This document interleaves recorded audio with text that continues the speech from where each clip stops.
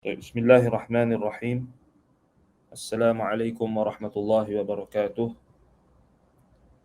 Alhamdulillahi rabbil alamin.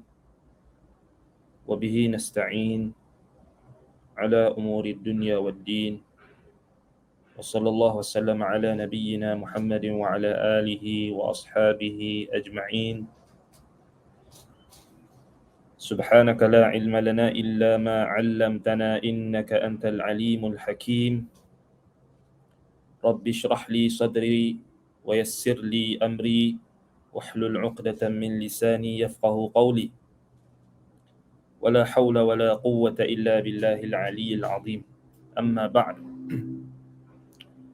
Alhamdulillah, kita panjatkan setinggi-tinggi kesyukuran kepada Allah Subhanahu wa taala. Pada pagi ini kita dapat bertemu di dalam majlis ilmu, iaitulah majlis perbahasan berkenaan Asma'ullahil Husna, nama-nama Allah yang maha indah lagi mempunyai sifat yang tertinggi.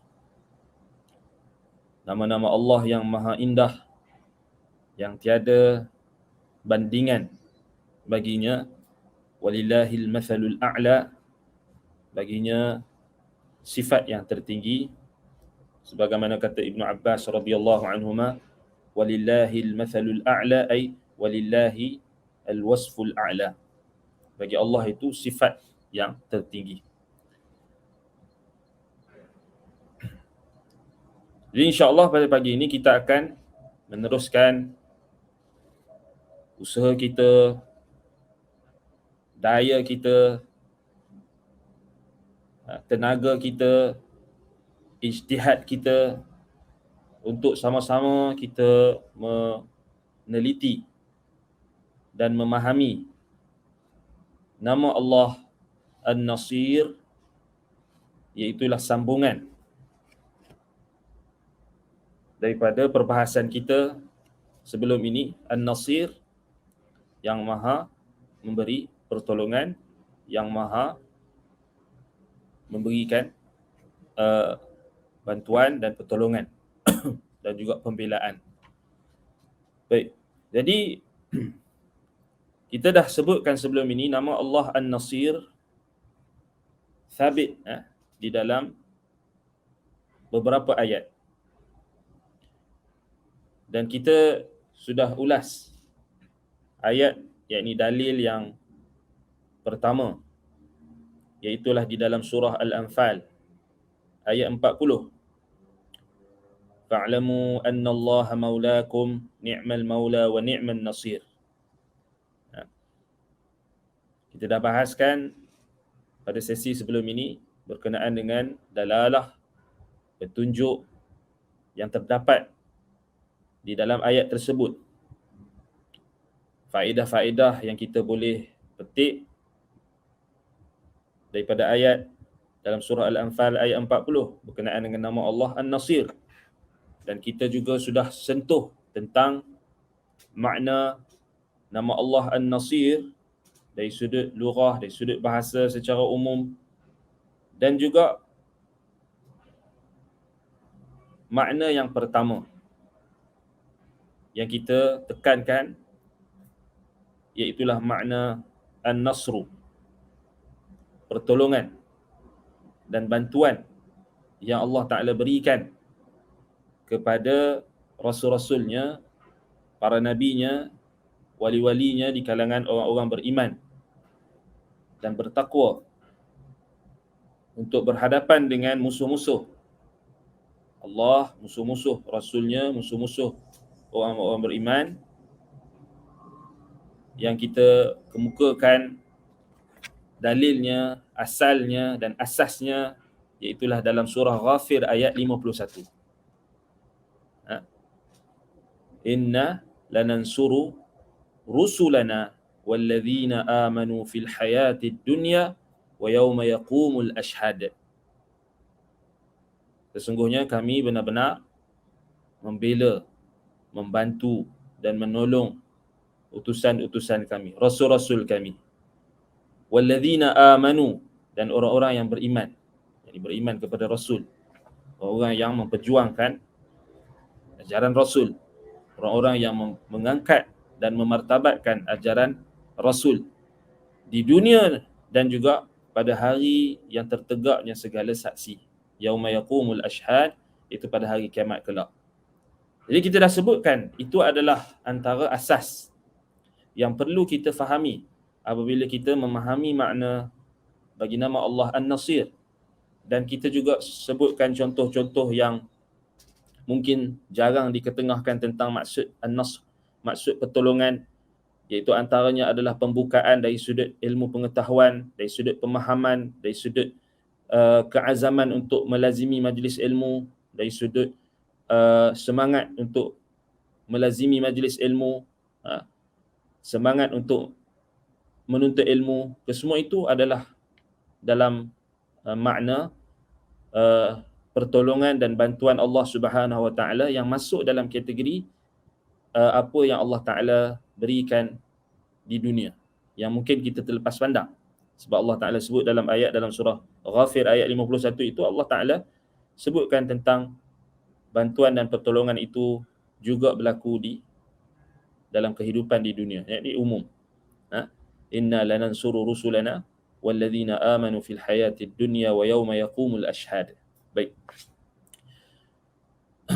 Jadi setelah kita dah bahaskan satu ayat, yakni ayat asas bagi asas ataupun dalil, iaitu bagi nama Allah An-Nasir, iaitu dalam surah Al-Anfal ayat 40. Baik. Ada satu lagi ayat yang perlu kita teliti untuk kita memahami dan mentadabburi nama Allah An-Nasir, iaitulah ayat di dalam surah Al-Hajj ayat 78.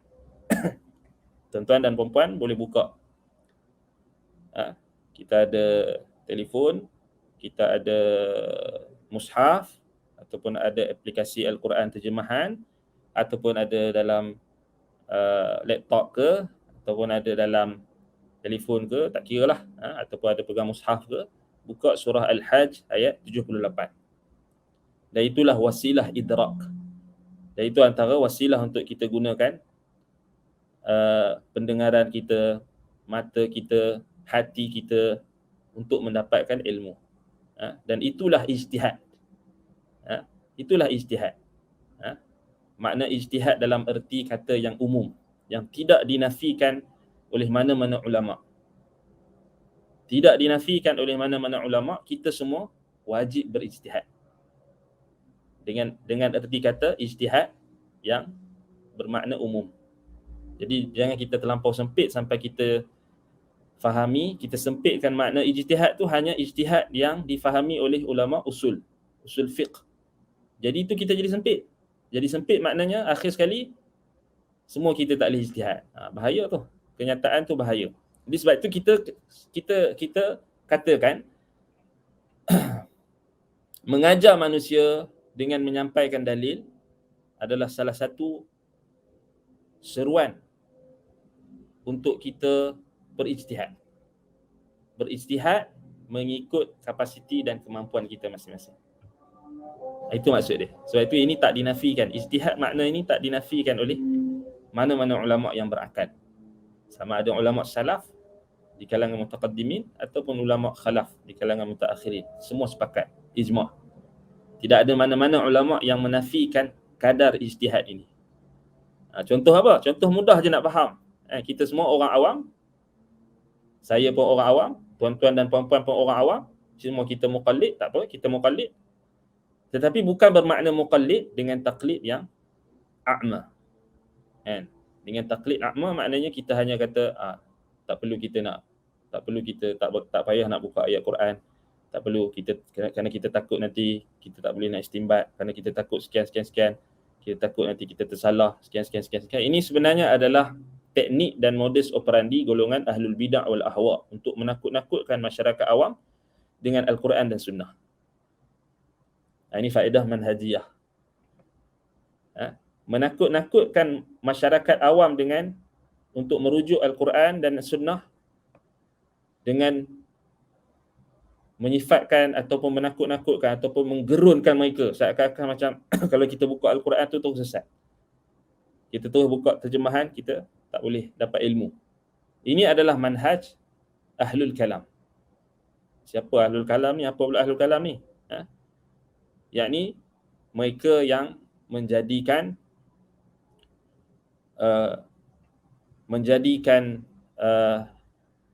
jalan selain daripada jalan Rasul sebagai cara untuk memahami agama. Itu secara umumnya. Orang yang menjadikan jalan selain jalan Rasul sebagai jalan yang ditempuh untuk memahami agama, antaranya untuk mengenali Allah, mengenali nama-namanya dan mengenali sifat-sifat Allah, mereka ikut jalan selain Rasul. Jalan selain Rasul ni selain Rasul lah. Yang jalan yang tak ditunjukkan oleh Nabi SAW. Itu tahqiq makna ilmu kalam yang dikemukakan oleh Syekhul Islam Ibn Taymiyah rahimahullahu ta'ala. Banyak takrif ilmu kalam ni, tapi yang tu mudah orang awam nak faham. Sebab kita semua orang awam, semua kita mudah faham. Maknanya apa praktikalnya? Selalunya golongan-golongan ahlul bidah wal ahwa ini mereka banyak jenayah. Jenayah yang pertama, mereka tajhilul anbiya war rusul. Mereka menganggap bahawasanya nabi-nabi dan rasul jahil.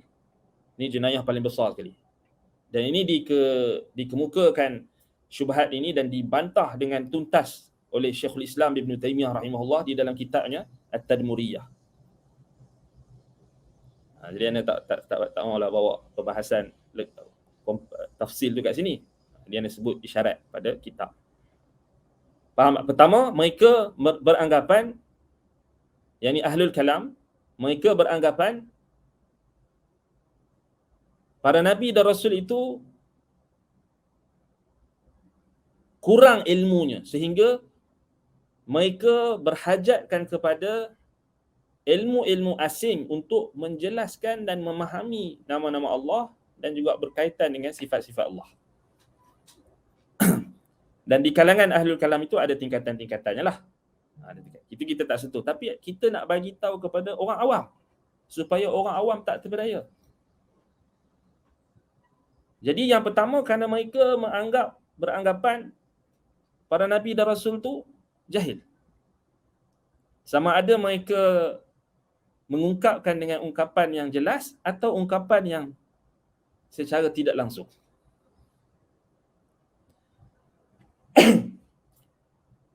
Jadi itu jenayah pertama, golongan mutakallimin, Ahlul Kalam, dan orang yang terpengaruh dengan ilmu kalam.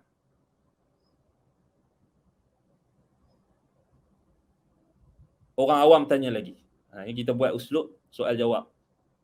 Ana mewakili orang awam, ana datangkan persoalan orang awam semua.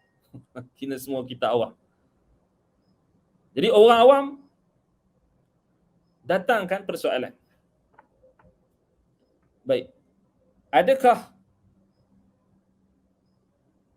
benar kenyataan orang-orang yang terjebak dalam ilmu kalam ini dan mutakallimin, di kalangan mutakallimin, yang mendakwa untuk mengenal nama-nama Allah, untuk mengenal sifat-sifat Allah, kita perlukan kepada cara selain cara Nabi dan Rasul? Jawapan orang awam kepada orang awam juga sudah tentulah tidak. Kerana Allah Subhanahu Wa Taala telah mengutuskan Rasul, mengutuskan Nabi dan Rasul dengan akal yang lengkap, dengan akal yang sempurna. Para Nabi dan Rasul, mereka adalah manusia yang paling berakal. Mereka adalah manusia yang paling sempurna. Tahap idrak, yakni capaian mereka terhadap ilmu itu paling sempurna. Dan sebab itulah Allah memilih mereka sebagai Rasul, sebagai Nabi, sebagai utusannya, untuk menyampaikan Al-Quran, untuk menyampaikan sunnah, untuk menyampaikan wahyunya. Dalam arti kata Nabi kita Muhammad sallallahu alaihi wa ala alihi wasallam. Sebab itu Allah Subhanahu wa taala puji jalan mereka ini. Allah Taala kata apa? Subhana rabbika rabbil izzati subhana rabbika apa dia? Bila Allah Subhanahu wa taala sebut dalam Al-Quran, bila Allah kata berkenaan dengan orang-orang yang kita katakan mereka adalah para nabi dan rasul, Allah Subhanahu wa taala kata apa? Memuji jalan mereka, apa dia dalam ayat ya.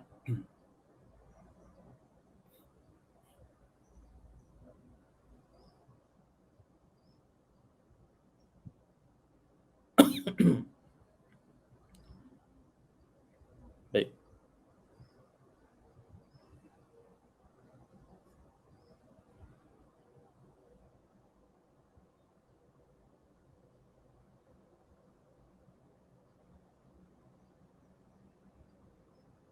Dan surah As-Saffat ayat 180. Tuan-tuan buka ayat dalam surah As-Saffat ayat 180. 180 sampai 182. Allah Subhanahu wa taala berfirman, Subhana rabbika rabbil izzati amma yasifun wa salamun 'alal mursalin walhamdulillahi rabbil alamin. Maha suci Tuhanmu, Rabbil izzati, Tuhan yang memiliki kemuliaan, pemilik bagi segala kemuliaan. Amma yasifun, Maha suci Tuhanmu, pemilik bagi segala kemuliaan, yakni maha suci Allah daripada apa yang mereka sifatkan, yakni apa yang mereka orang-orang musyrikin sifatkan kepada Allah. Wassalamun 'alal mursalin, dan sejahteralah ke atas para rasul. Walhamdulillahi rabbil alamin, segala puji bagi Allah Tuhan sekalian alam.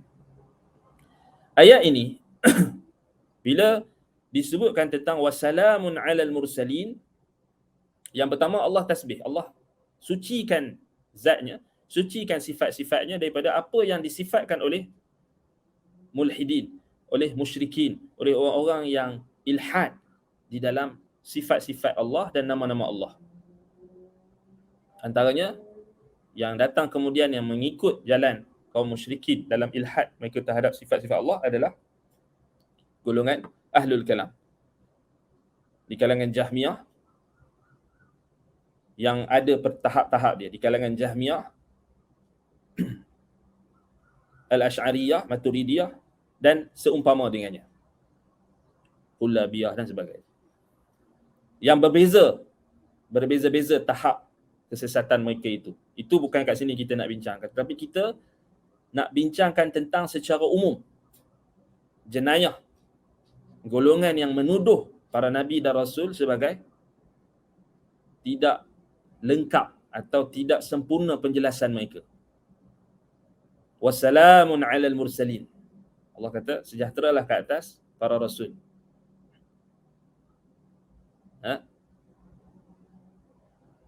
Yakni kalau kita lihat dalam tafsir al-Imam Ibn Kathir rahimahullahu taala, dikatakan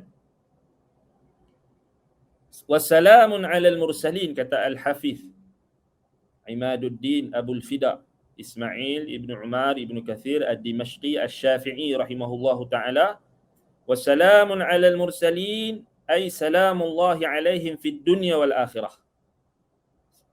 Kesejahteraan Allah, keselamatan yang Allah limpahkan kepada mereka para rasul di dunia dan di akhirat. Kerana apa? Li salamati ma qalu fi rabbihim. Li salamati ma qaluhu fi rabbihim. Kerana keselamatan ucapan, i'tiqad, perkataan yang mereka katakan tentang Tuhan mereka. Wa sihhatihi wa haqiyyatihi, dan kesahihan dan kebenaran akidah mereka terhadap nama-nama Allah dan sifat-sifat Allah.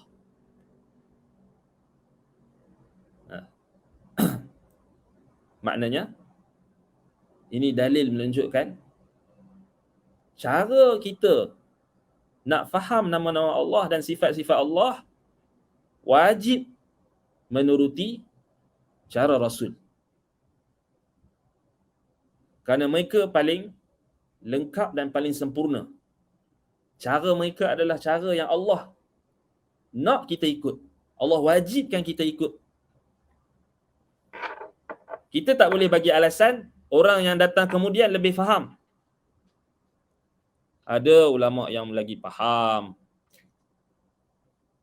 Ada lagi ulama yang lagi faham daripada orang yang terawal ataupun daripada Rasul. Ini salah.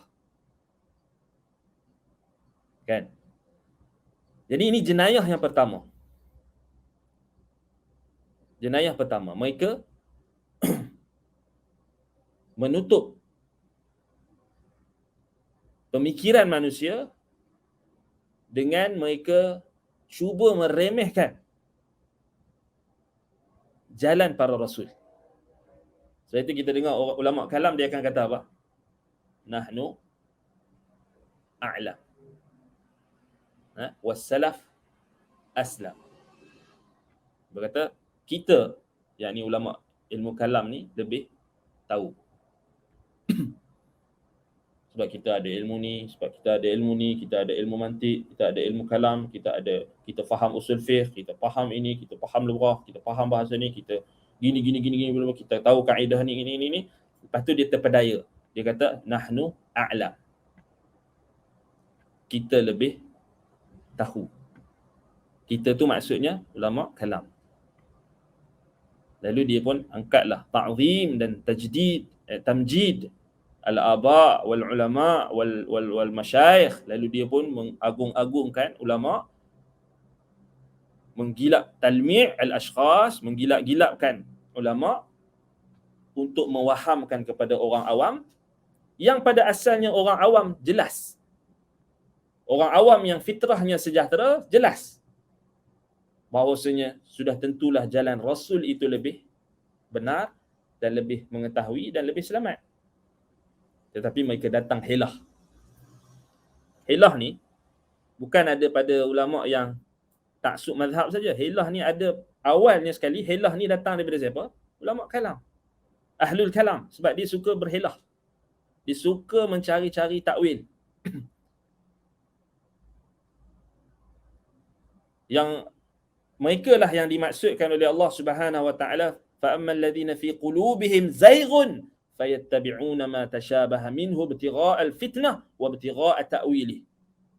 Adapun orang-orang yang ada kecenderungan untuk sesat, untuk menyeleweng, dalam hati dia tu dah ada nak seleweng, nak menyeleweng, fayattabi'una ma tashabaha min, maka dia ikut apa yang tasyabah, apa yang samar-samar. Dia mencari perkara-perkara yang tidak jelas ataupun yang sama-sama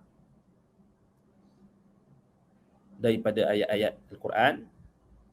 Fayattabi'una ma tashabaha minhu ibtigha'al fitnah, untuk mencari fitnah, imtihan manusia, menguji manusia, wa ibtigha'a ta'wilih, dan untuk mencari takwilnya, yakni takwil tafsiran yang mengikut selera dan hawa nafsu mereka. Itu jenayah pertama yang kita kena ingatkan tentang bahayanya ilmu kalam dan bahayanya mutakallimin, ulama-ulama kalam yang mereka membahaskan tentang nama-nama Allah dan sifat-sifat Allah, tentang akidah secara umumnya, menggunakan metod mutakallimin, menggunakan jalan yang digunakan itu adalah jalan selain jalan Rasul. Itu yang pertama. Yang kedua, jenayah. Yang kedua adalah jenayah tajhilun nas, ataupun tajhilul ammatin nas, Ataupun kita boleh kata tajhilul awam, menganggap orang awam semua adalah jahil. Beranggapan orang awam kesemuanya jahil,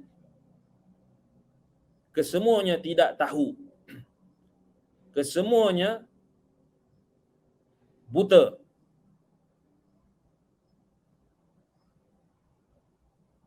Dan mereka masuk melalui orang awam ini melalui pertama, jenayah yang pertama tadi.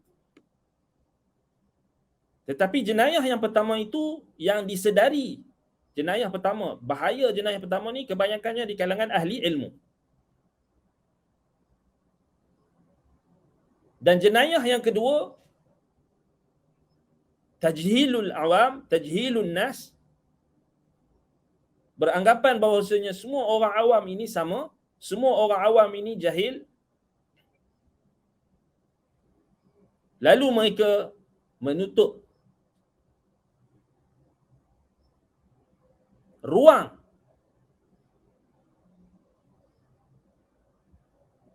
al-idrak, yakni capaian ilmu. Menutup ruang ijtihad, menutup ruang penelitian, menutup ruang pengkajian, pencarian terhadap orang awam atas nama dan atas alasan orang awam tak tahu apa. Ini bentuk tajhil am, tajhilul awam, tajhilul ammatin nas. Beranggapan orang awam semua tak tahu apa.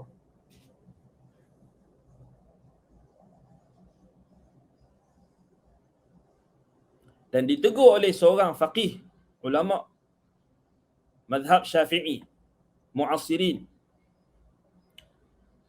Syekh Ahmad Ibn Ali Al-Maqrami hafizahullah, mantan tenaga pengajar mazhab Syafi'i di Masjid Nabawi di Madinah.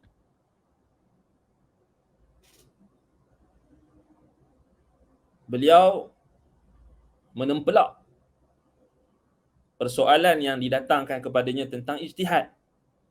Lalu beliau mengisyaratkan bahawasanya percubaan untuk memberat-beratkan ruang ijtihad kepada seluruh manusia adalah salah satu usaha untuk menutup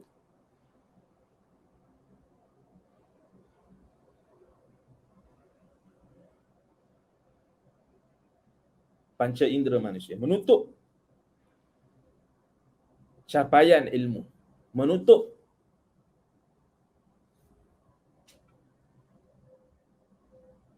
wasilah untuk mendapatkan ilmu yang benar. Seakan-akan nak suruh semua orang ikut saja ulama.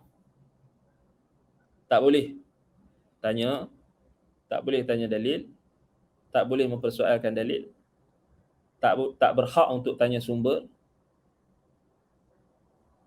Ini bentuk tajhilul awam, tajhilun nas. Beranggapan orang awam semuanya sama level. Memutlakkan.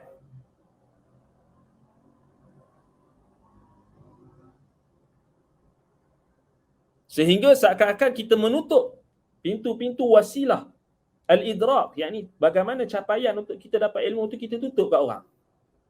Umpamanya kita suruh orang tutup mata, tutup telinga, dengar sahaja atau ikut sahaja tali yang dikekang, yang dikalungkan ke pada leher kamu, dengar sahaja, jangan buka mata, jangan buka telinga. Tutup mata dan tutup telinga kamu, tutup hati kamu, ikut sahaja apa sahaja yang dikatakan oleh ulama, apa sahaja yang dikatakan oleh ustaz, apa sahaja yang dikatakan oleh alim ini, alim itu, apa sahaja yang dikatakan oleh faqih ini, faqih itu, apa sahaja yang dikatakan oleh mujtahid ini, mujtahid itu, kamu dengar sahaja, jangan kamu banyak soal. Seakan-akan menutup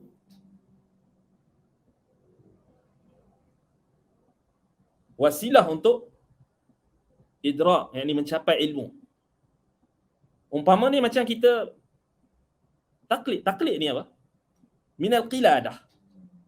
Sesuatu yang dikalungkan ke leher. Sesuatu yang dikalungkan ke leher. Dan dinamakan taklid kerana dia ada bentuk ilzam. Yang ni kita mewajibkan seseorang, memaksa seseorang. Bila kita kata wajib taklid terhadap satu mazhab, wajib taklid kepada satu imam, kita telah mengilzamkan orang.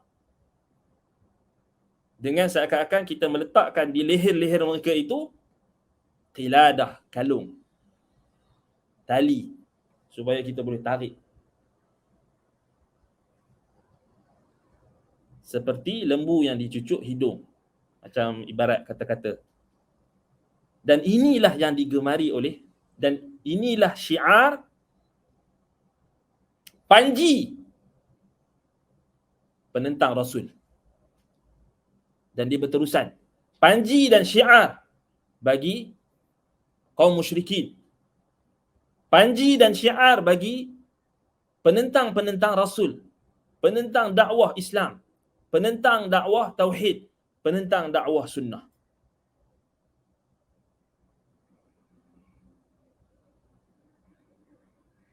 Dan disebabkan inilah kita kata, dalam setiap lipatan sejarah yang kita lihat, kemunduran umat Islam apabila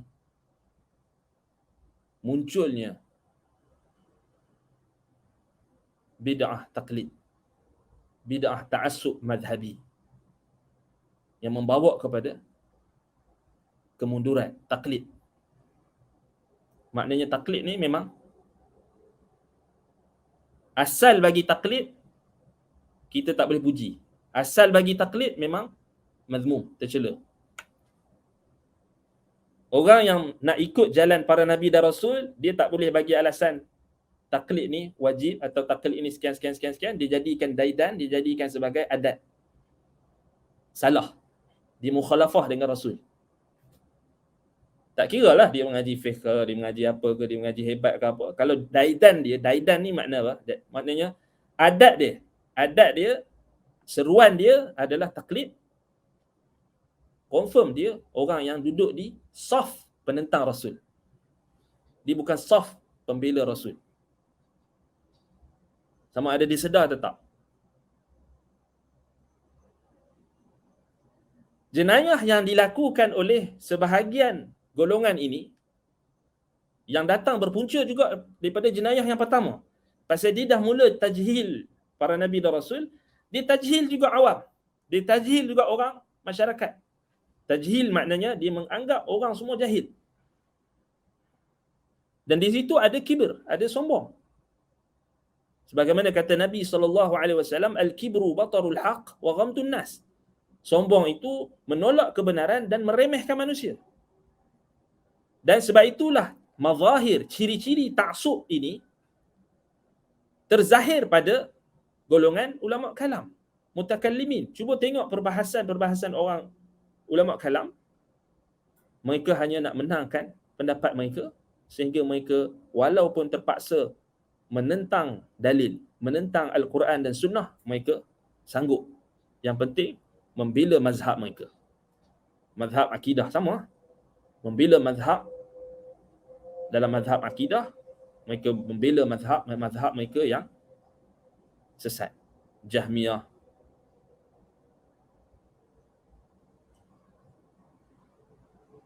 Maturidiyah, Al-Asy'ariyah. Yang penting kita bela mazhab. Dalil datang tak apa, kita takwil. Yang kedua, bila mereka mendatangkan dalam masyarakat, maknanya semua ni tak boleh, kita tak boleh taja. Kita kena serah dan terima sahaja apa yang datang. Inna wajadna aba'ana ala ummatin. Wajadna ala aba'ana. Wajadna aba'ana. Bal nattabi'u ma alfayna alaihi aba'ana. Itu daidan mereka, itu seruan mereka. dan para ulama di kalangan ahli sunnati wal jamaah, khususnya ulama-ulama yang menempuh jalan islah, jalan perbaikan dan menempuh jalan tajdid, yakni mengajak kembali kepada asal agama. Mereka memberikan perhatian dan memberikan peringatan akan sikap ini. Sikap sebahagian golongan yang mereka culas, berpunca daripada batin mereka itu ada masalah, ada penyakit, syubhat, keraguan terhadap Al-Quran dan juga As-Sunnah. Ia berpunca daripada masalah dalam masalah akidah. Dan akhir sekali mereka melakukan jenayah yang kedua, iaitu beranggapan masyarakat semua jahil.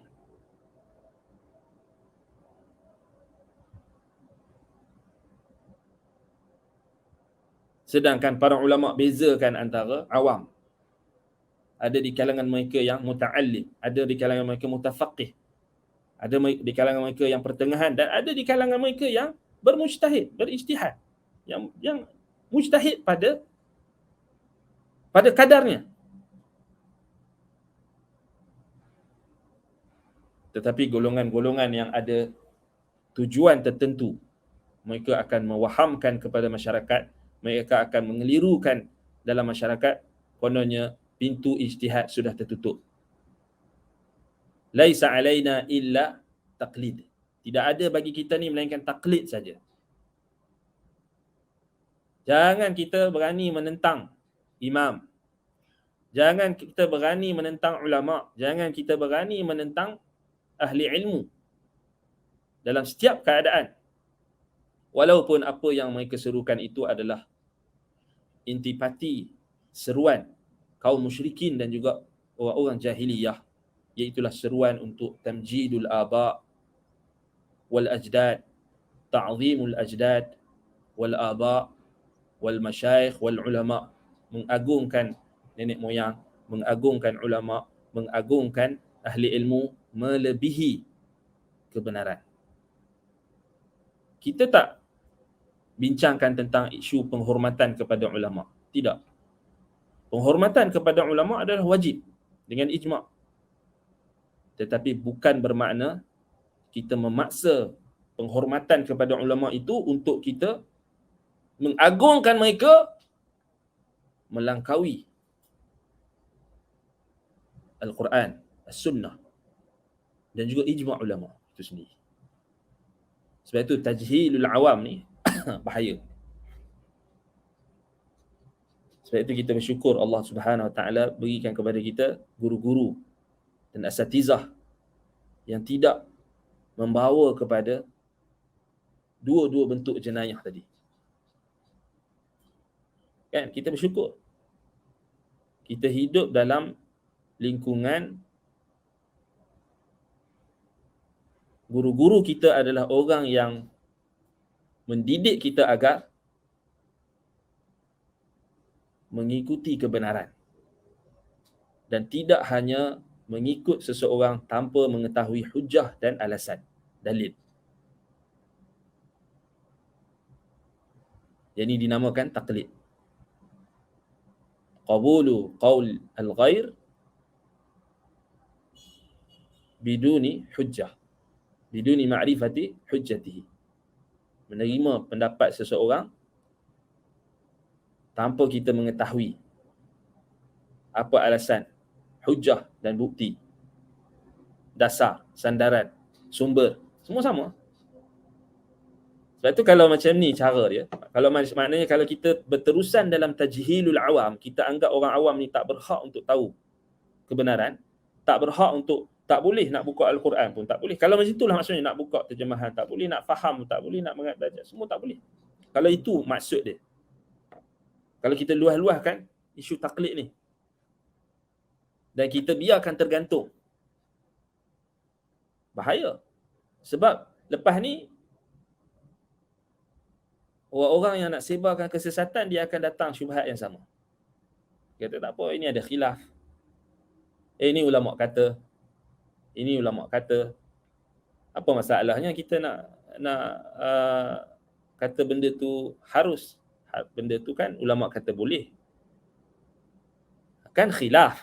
Ini pun syubhat juga. Kan semua mujtahidun tu kan semua betul, musib. Ini pun masalah, syubhat juga.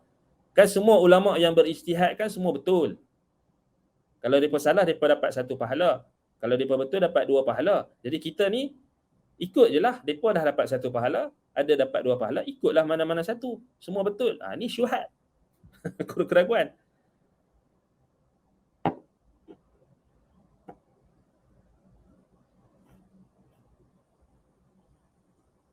Sedangkan kebenaran itu satu. Hatta walaupun dalam masalah khilaf, dalam perkara furu', ulama-ulama mutaqaddimin di kalangan Syafi'iyah, murid-murid Imam Asy-Syafi'i rahimahullahu taala, Imam Al-Muzani,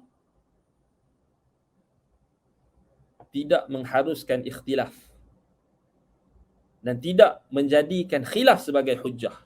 Ini syubhat dah kita jawab secara umum. Khilaf bukan hujjah. Al-Imam Al-Muzani sebut. Kemudian Al-Imam Ibn Abdul Bar Al-Maliki rahimahullah nukilkan ijma' kesepakatan dalam Jami'u Bayan Al-Ilm wa Fadlihi tentang khilaf bukan alasan untuk kita kata kita tak perlu ikut dalil. Kalau semata-mata kita kata khilaf, ini khilaf, okey. Semua tak boleh cakap. Semua jangan tegur. Kalau tegur dikira menghompat. Kalau tegur dikira berpecah belah. Kalau kita tak bersetuju dikira sekian. Siapa kata? Kalau bantah dikira syadid. Kalau bantah dikira ekstrim. Kalau bantah dikira tak meraihkan khilaf. Kalau bantah dikira pemecah belah masyarakat. Kalau dibantah dikira semua tu adalah lazim batil yang selalunya dituduh kepada orang-orang yang nak bawakan kebenaran. Semua pengikut para nabi dan rasul setiap zaman akan dituduh dengan tuduhan yang sama. Allahul musta'an. Baik. Jadi itu 2 bentuk kita kata jenayah yang berbahaya. Jenayah takwil dan jenayah maknanya berpunca daripada kita kata beranggapan bahawasanya para nabi dan rasul itu sudah tidak cukup untuk menjelaskan tentang usul dan prinsip-prinsip agama, lebih-lebih lagi berkait dengan sifat-sifat Allah, nama-nama Allah, sehingga berhajatkan kepada cara dan kaedah baru, ilmu kalam, kaedah-kaedah aqliyah yang dibina di atas syubhat dan keraguan mutakallimin. Maka itulah yang dimaksudkan dengan ilmu kalam yang bermaksud jalan selain jalan para nabi dan rasul. Siapa yang nak kenal, nak ikut agama ni, dia tak mau ikut macam yang nabi dan rasul ikut, dia nak ikut jalan selainnya, maka itu termasuk dalam makna kalam, ilmu kalam yang dicela. Dan siapa yang nak ikut ulama sahaja tanpa mengerahkan upaya dan dayanya untuk mengetahui kebenaran, maka dia telah ikut tabiat jahiliyah. Tabiat jahiliyah antaranya ta'zim al-ajdad wal aba wal ashkhas wal ulama wal masyayikh wal asatidah. Mengagungkan nenek moyang, mengagungkan bapa-bapa, mengagungkan ulama, mengagungkan syekh, mengagungkan ustaz, mengagungkan guru melebihi kebenaran. Itu termasuk tabiat jahiliyah.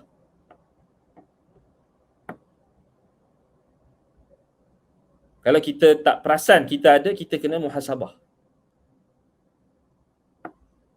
Memanglah kita ambil teori kan, teori kata taksub tu macam ni gini-gini, tapi ulama tak bahas macam tu. Ulama bahas mazahir, ciri-ciri. Teori siapa pun boleh bawa, tapi ciri-ciri tu macam mana? Ulama bahas kan. Antaranya Al-Imam Abu Syamah Al-Maqdisi Asy-Syafi'i rahimahullahu taala, beliau sebutkan tentang ciri-ciri orang yang taksub ni macam mana. Taksub kepada mazhab macam mana. Sultanul Ulama Al-Imam Izzuddin Ibn Abdissalam rahimahullahu taala pun dia datangkan ciri-ciri. Bila didatangkan pendapatnya itu bercanggah dengan Quran ataupun hadis yang sarih, yang sahih, yang jelas, lalu dia masih lagi nak membela pendapat dan pegangan ulama dia. Bermati-matian intisar pada mazhab, pada ulama dia. Melebihi intisarnya kepada kebenaran. Melebihi pembelaannya kepada Quran dan Sunnah. Itu ciri-ciri. Baik, kita nak sebut tadi tadabbur kita pada nama Allah An-Nasir. Pada ayat yang kedua. Ayat yang pertama kita dah bincangkan dalam surah Al-Anfal ayat 40. Dan kita dah petik faedah-faedahnya. Tapi ayat yang kedua dalam surah Al-Hajj ayat 78. Tuan-tuan dan puan-puan buka ayat surah Al-Hajj ayat 78. Allah Subhanahu wa taala berfirman, "Wajahidu fillahi haqqa jihadih. Wajtabakum wama ja'ala 'alaikum fid din min haraj. Millata abikum Ibrahim wa sammakumul muslimina min qabl wa fi hadha liyakuna ar-rasulu shahidan 'alaikum wa takunu syuhada'a 'alan nas فأقيموا الصلاة وآتوا الزكاة واعتصموا بالله وهو مولاكم واعتصموا بحبل الله أو واعتصموا بالله هو مولاكم فنعم المولى ونعم النصير." Jadi Allah Ta'ala sebut wajahidu fillahi haqqa jihad. Dan berjihadlah kamu pada jalan Allah dengan jihad yang sebenar-benarnya. Apa maksud jihad? Apa maksud jihad? Kata Imam Ibn Jarir At-Tabari di sini, wajahidul musyrikin fi sabilillahi haqqa jihad. Berjihadlah menentang kaum musyrikin di jalan Allah dengan sebenar-benar jihad. Itu kata Imam Ibn Jarir At-Tabari rahimahullah. Kata Imam Al-Baghawi rahimahullah, jahidu fi sabilillah a'da Allah haqqa jihadi huwa istifraghu taqati fihi. Berjihadlah di jalan Allah menentang musuh-musuh Allah dengan sebenar-benar jihad. Huwa istifraghu taqati fihi, iaitu dengan kamu menumpukan kemampuan kamu, mengerahkan kemampuan kamu padanya. Itu maksud ijtihad lah. Jihad dan ijtihad ada kaitan yang lazim. Cuma dari sudut bentuk. Jihad, ijtihad. Satu atas wazan fi'al, satu lagi atas wazan ifti'al.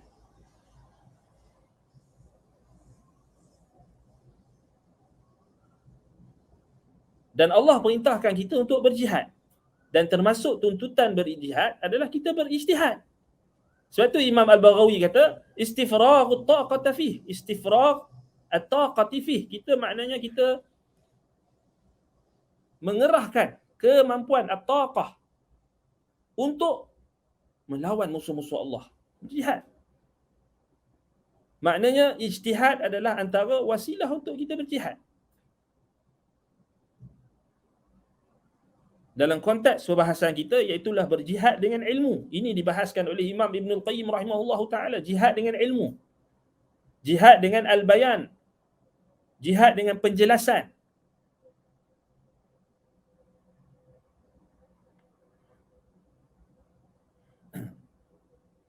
Al-Imam Abu Muzaffar As-Sam'ani rahimahullahu ta'ala, Syafi'i, mengatakan ketika mentafsirkan ayat ini, Imam Abu Muzaffar As-Sam'ani rahimahullah, beliau ialah sebagaimana yang dikatakan oleh anak kepada Imam Al-Haramain, huwa syafi'i waqtihi. Beliau ialah Syafi'i pada zamannya. Wafat dalam tahun 489 Hijrah. Antara ulama yang mujtahid dalam mazhab Syafi'i. Imam Syafi'i pada zamannya. Dan kata Imam Al-Haramain Al-Juwaini, dan kalaulah fiqh itu pakaian yang dilipat, maka Abu Muzaffar As-Sam'ani adalah corak tenunannya.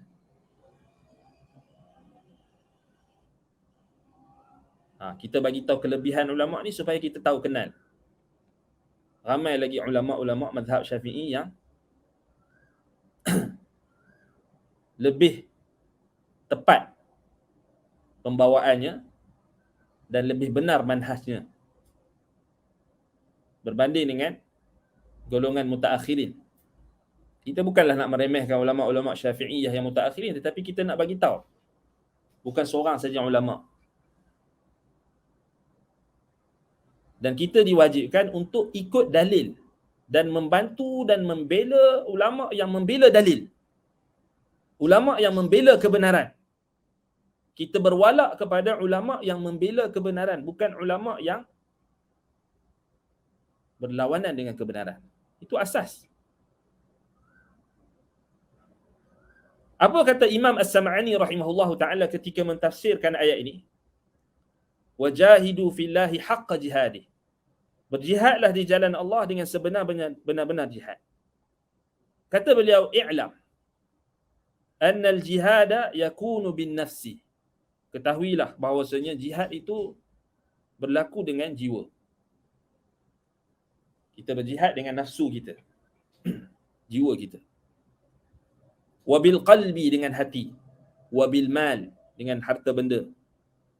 Fa amma al-jihadu bin nafsi fahuwa fi'lu ta'ati wa ikhtiyari al-ashaq min al-umur. Adapun jihad dengan jiwa, dengan nafsu, adalah kita melaksanakan ketaatan dan memilih perkara yang paling berat untuk nafsu kita terima. Ini maksud wa ikhtiyar al-ashaq min al-umur. Kita pilih perkara yang paling berat nafsu kita nak terima. Itu jihad lah. Katakan kita sekarang ni ada pendapat banyak. Pendapat orang ni, pendapat orang tu, pendapat orang ni. Kita sayang dekat orang ni. Kita sayang kat ustaz kita ni. Ustaz kita bawa satu pendapat. Kemudian ada seorang lagi ustaz membawa pendapat yang lebih tepat daripada ustaz yang kita sayang. Kita diperintahkan untuk berjihad ketika itu untuk melawan nafsu kita yang susah untuk kita nak tinggalkan pendapat ustaz kita yang tak kuat itu jihad. Untuk pergi menuju kepada pendapat yang tepat, kebenaran. Fi'lu ta'ati wa ikhtiyar al-ashaq min al-umur. Subhanallah, cantik betul. Imam As-Sam'ani rahimahullahu ta'ala, beliau dalam tafsirnya ini, beliau seorang muhaddis, beliau seorang faqih, beliau seorang usuli, beliau seorang mufassir dalam mazhab Syafi'i. Dan sengaja anda tak ambil ulama-ulama lain, beramai lagi ulama, tapi kita ambil Imam Syafi'i punya di kalangan mazhab Syafi'i. Sebab apa? Sebab kita tengok mazahir, ciri-ciri taksub mazhab ini dalam kalangan Syafi'iyah yang kemudian ni banyak. Ilzamkan mereka dengan ulama-ulama, imam-imam besar mazhab Syafi'i. Itu saja tujuan. Padahal kita boleh je ambil kalam-kalam lain. Ulama-ulama dalam mazhab lain pun ramai. Tapi kita sengaja pilih As-Sam'ani rahimahullahu ta'ala. Kerana apa yang disampaikan itu bertepatan dengan dalil dalam isu yang melibatkan syubhat-syubhat yang kemudian ini. Beliau ada kitab Qawati'ul Adillah. Kitab yang antara kitab yang dipuji oleh ulama-ulama dalam bidang usul fiqh. Antara kitab yang menjadi umdah asas khususnya bagi fuqaha Syafi'i untuk faham usul fiqh. Kitab asal, kitab mananya yang awal.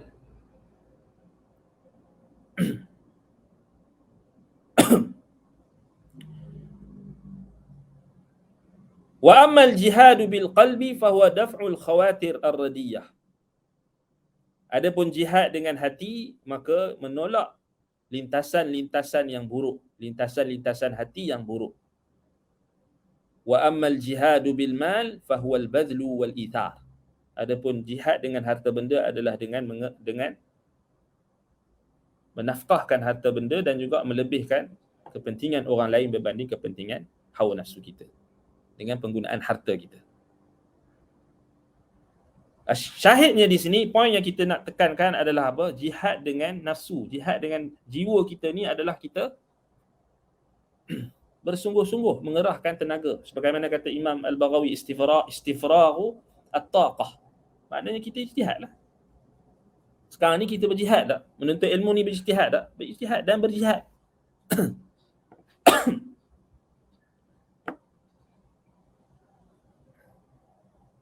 Dan kita nak mencari kebenaran. Jihad tak? Jihad. Orang ni kata macam ni, orang tu kata macam ni. Pendapat ni kata macam tu, pendapat ni macam ni. Kita kena, wajib tak kita berijtihad? Wajib untuk kita cari kebenaran. Mengikut kemampuan kita. Yang dicela apabila kita taklid dan kita tak ada menggunakan nikmat yang Allah Ta'ala bagi, kita tak usaha. Malas, syulas, memberi alasan. Tak apalah, dia kan ulama. Takkan dia salah kot. Ini ciri-ciri orang yang syulas. Lebih-lebih lagi apabila berlakunya perselisihan yang dahsyat. Tak boleh kita bagi alasan macam tu. Kecuali orang yang betul-betul awam yang tidak mampu untuk berijtihad langsung. Maknanya tak mampu nak berijtihad langsung ni, ana boleh bagi gambaran dia macam ni. Zaman sekarang kita ni yang tak boleh nak berijtihad langsung ni, sama ada dia bisu, buta, pekak. Tu. Yang tak boleh berijtihad langsung. Ada ke? Tak ada. Ataupun orang yang tak boleh berijtihad langsung ni, dia duduk dekat hutan belantara, duduk dalam Amazon tu, ataupun duduk dalam hutan mana? Hutan dekat Belum ke contoh, dalam hutan tu duduk seorang-seorang, tak ada internet, tak ada telefon, tak ada line telefon, dia duduk dekat dalam hutan tu, duduk dalam gua. Itu awam yang tak mampu berijtihad.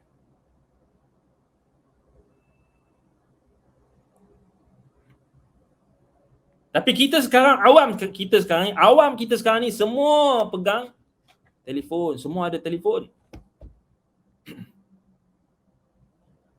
Semua ada peranti di tangan masing-masing.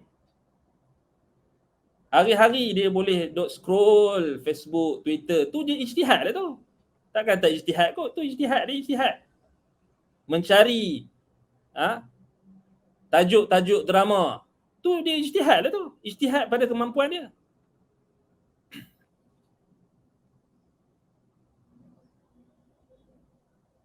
Melihat video-video yang dia tengok, video ustaz-ustaz, video ceramah dan sebagainya, dia tengah berijtihad lah, dia tengah pilih siapa aku nak dengar ni hari ni.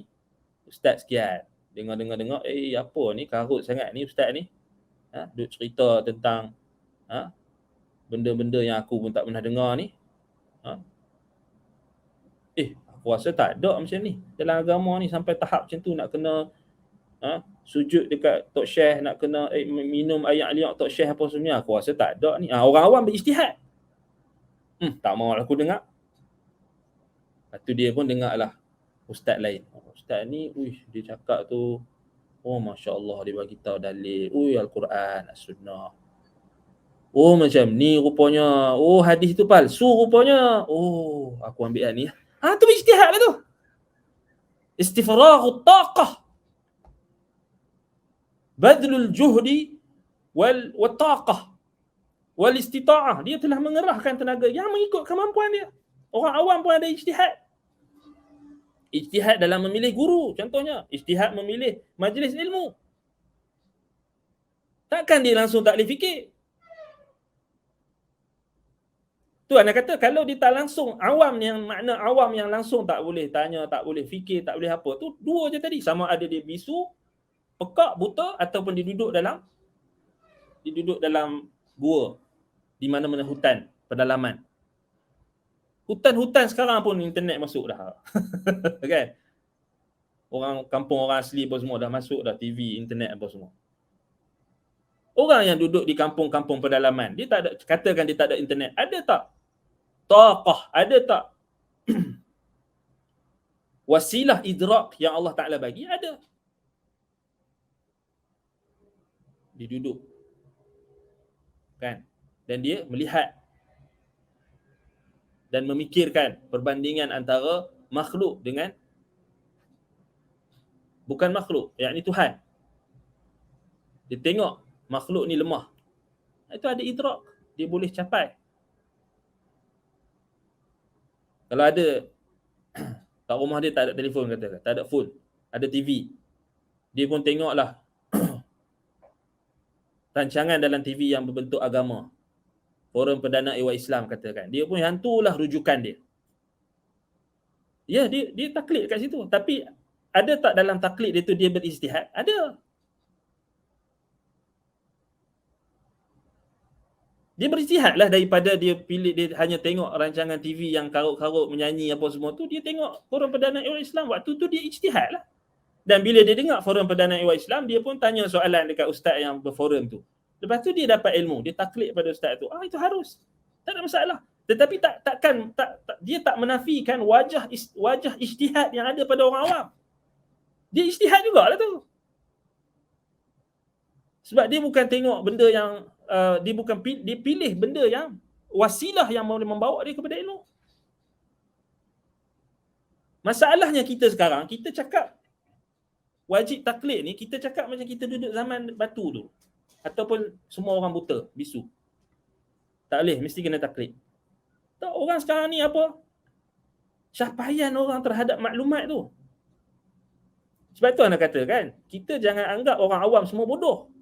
Orang awam hari ni cerdik-cerdik. Tak semua bodoh. Kalau semua bodoh, semua tak gerti, semua tak berhak untuk tanya dalil, maknanya tak ada lah orang yang boleh ni nak guna Facebook, nak guna Twitter. Cerdik lah tu. Boleh cari maklumat. Mutafaqih, muta'alim, penuntut ilmu pun ramai. Boleh cari hadis, boleh cari ayat Quran. Boleh rujuk tafsir ulama. Boleh. Cuma kadar ijtihad tu berbeza-beza lah. Itu kita tak nafikan. Berbeza-beza daripada individu kepada individu yang lain. Itu kita tak nafikan. Tetapi bukan bermakna kita nafikan kadar ijtihad yang ada pada setiap orang. Yang tu kita kena perincikan. Jangan kita kata kamu orang awam tak berhak tanya. Lekeh sangat ke orang awam kita ni. Kan? Kalau lekeh sangat, tak adalah kita buka pengajian-pengajian yang berkitab. Pengajian-pengajian yang banyak macam-macam topik. Kalau kita rasa macam orang awam kita ni lekeh sangat, bahaya tu. Takut jadi macam masuk dalam syubhat yang jenayah yang kedua tu. Kita anggap semua orang tak tahu dan kita mengilzamkan orang dengan sesuatu yang tak diilzamkan oleh Allah dan Rasul, iaitu kita ikut seseorang tanpa dalil dan hujah, tanpa bukti. Salah. Jadi ini maksud ayat wajahidu fillahi haqqa jihadi menurut tafsiran Al-Imam Abu Muzaffar As-Sam'ani Asy-Syafi'i rahimahullahu taala. Sebelum kita nak sampai pada makna nama Allah dalam ayat ini An-Nasir. Fa ni'mal maula wa ni'man nasir. Maknanya hari ini kita fokus pada tadabbur ayat ni. Dan kita relatekan dengan suasana yang kita berhadapan hari ini Betul tak kalau anda katakan kita sekarang ni berhadapan dengan macam-macam isu? Al-wala' wal-bara' orang makin tinggalkan. Jati diri Islam makin terhakis sedikit demi sedikit. Kesyirikan, bid'ah, maksiat tersebar di mana-mana. Kejahilan diangkat. Ilmu diabaikan. Dan kalaulah kita katakan dalam keadaan kita hari ini kita mengilzamkan orang supaya mengikut dan bertaklid kepada mazhab tertentu ataupun individu tertentu, maka itu sebenarnya hanya masuk dalam masalah-masalah. Dia bukan solusi. Dia bukan penyelesaian sebenarnya. Sebab dia menambahkan lagi masalah. Dia membuka lagi ruang-ruang kesesatan. Walaupun kita tak nafikan dalam isu-isu yang terperinci atau isu-isu yang tertentu mungkin ada wajah ataupun ada alasan-alasan mungkin yang boleh membenarkan perkara tersebut. Tetapi secara umum kita bercakap ni umum, kita bercakap pasal kita bagi kuliah pun umum, semua orang. Kita buat kuliah online ni semua orang. Bukan semua orang tak tahu. Bukan semua orang jahil. Bukan semua orang awam tu makna kata erti kata bisu, pekak, buta ataupun duduk dalam gua, dalam hutan tu. Semua kita sekarang ni berada di depan skrin masing-masing. Betul? Handphonenya, laptopnya, peranti ni, peranti tu, tab ni, tab tu. Dimudahkan oleh Allah Subhanahu Wa Taala boleh buka Al-Quran walaupun kita tak faham tafsirnya, tapi ada terjemahan. Jadi sebab itulah kita belajar. Ada guru yang membimbing. Sebab kita nak berijtihad. Berijtihad dalam erti kata bukan kita terus nak istinbat hukum tu tanpa ilmu, tanpa alat, tanpa disiplin. Tetapi kita nak berusaha untuk memahami sekadar kemampuan kita. Sekadar kemampuan anda sekarang ni, anda menukilkan kalam ulama'. Demikian juga kemampuan asatizah kita yang lain. Kemampuan mereka menukilkan perkataan ulama'. Menyimpulkan pemahaman yang mereka dapat daripada bacaan-bacaan mereka daripada kitab-kitab ulama'. Itu ijtihad lah tu.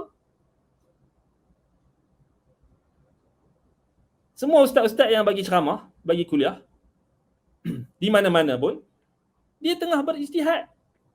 Kadar ijtihad berbeza-beza. Ada yang ustaz yang baca mungkin 1, 2, 3 buku, dia buat kesimpulan dan ringkasan daripada satu buku. Ada ulama' yang dia mungkin, ada ustaz yang mungkin dia ambil daripada capaian yang lebih luas. Dia ambil pendapat ni, pendapat tu, kemudian dia buat kesimpulan. Dan dia bertaklid dengan pilihan ulama'-ulama' tertentu yang dipercayai. Ada masalah? Itu ijtihad lah. Sama macam kita orang awam semua, kita dengar ustaz-ustaz kita mengajar apa semua. Bukan bermakna kita dengar saja nganga, ustaz kata A lah. Itu bukan manhaj ahli sunnah. Kan? Ustaz kata tu kita kena sami'na wa ata'na. Wah, ustaz Nabi ke? Ustaz Nabi. Cuma dibahaskan oleh ulama adab. Kan? Ketika kita menuntut ilmu dengan guru kita tu, ya kita dilarang untuk berbantah-bantah dengan tujuan untuk berbantahan. Itu tak nafikan. Kerana kita kena yakin ketika kita menuntut ilmu dengan seorang guru kita itu, apa yang dia sampaikan kepada kita mungkin memang dia dah jadi guru, dia tahu lebih, tetapi kita berkurangan dalam mengetahui apa yang dia tahu. Itu dari sudut adab. Ini dibahaskan oleh ulama'. Ulama' bahas maksudnya spesifik pada ketika nak menjaga adab bersama dalam majlis ilmu, majlis guru tertentu tu. Guru kita tertentu kan. Kita rasa macam tak puas hati ataupun rasa macam tak sedap hati, kita tahan dulu. Itu jihad juga. Jihad dalam kita menahan nafsu kita untuk memberontak pada perkara yang mungkin kita masih lagi tak jelas. Okey, kita tahan. Itu jihad juga. Dan kita berijtihad. Jihad dan berijtihad untuk menjaga adab. Tak apa. Tetapi kalau katakan guru kita itu membuat ataupun melakukan atau mengarahkan perkara yang bertentangan dengan dalil, bertentangan dengan nas, bertentangan dengan Quran dan Sunnah, ijma'. Adakah, persoalannya adakah kita masih lagi sami'na wa ata'na dan tak berani bantah? Dan inilah yang berlaku kepada pelampau-pelampau sufi. Bila mereka melihat guru-guru mereka itu minum arak, buat benda-benda haram, mereka kata mungkin guru kita itu ada takwilnya. Habis. Itulah kita kata taklid. Taklid buta. Yang tu yang kita tak mahu. Setengah orang dia mungkin tak nampak. Tapi orang yang sudah dapat mencium bau-bau penyelewengan, kesesatan, keburukan, dia akan dapat bau, dia akan dapat cium. Kerana apa yang Allah Subhanahu Wa Taala berikan berbentuk petunjuk, dia akan berikan kepada sesiapa sahaja yang dia kehendaki di kalangan hamba-hambanya yang beriman. Sebab itu kita jangan sesekali kita mempelekehkan orang awam. Jangan sesekali kita mempelekehkan orang yang kita anggap awam, atau orang yang kita anggap tak belajar bahasa Arab, atau orang yang kita anggap tak belajar sekian-sekian macam kita, sekian-sekian ni, tak kira lah macam mana. Jangan sesekali kita mempelekehkan. Termasuk adab bagi seorang yang berilmu, dia kena tawaduk kepada orang yang lebih tinggi kedudukan daripada dia, dan tawaduk juga daripada orang yang lebih rendah kedudukan daripadanya. Itulah berleganya ilmu. Kalau tak, kita akan datang kesombongan. Kita akan dah tak boleh dah. Siapa kamu nak bantah saya? Ini masalah. Masalah. Baik. Ayat dalam surah Al-Hajj ayat 78 ni Allah kata apa lagi? Wajahidu fillahi haqqa jihadih. Berjihadlah kamu pada jalan Allah dengan jihad yang sebenar-benar. Kita dah baca cantik tafsiran Imam As-Sam'ani rahimahullah ta'ala. Sebab itu sebahagian ulama mengatakan tafsir As-Sam'ani ni antara tafsir yang salafi. Sebab itu ana pun selalu sebut, kalau kita nak bermazhab Syafi'i, pastikan kita ikut mazhab Syafi'i yang diajar oleh guru-guru yang salafi. Maknanya mereka yang ikut manhaj salaf. Ikut manhaj salaf. Bukan kita ambil ikut teradap saja. Tapi orang awam tak tahu mana satu. Sebab orang awam, itu kita kata orang awam tak tahu mana satu manhaj salaf, mana satu yang betul, mana satu. Sebab itu kita kena kerahkan lagi usaha kita. Pakat-pakat kita semua ni masing-masing tengah ijtihad lagi, untuk mengerahkan daya dan usaha kita untuk mengetahui kebenaran. Mengetahui kebenaran daripada sumbernya yang asal. Semua kita sekarang ni, tak kiralah kita aliran apa pun, semua mengerahkan tenaga.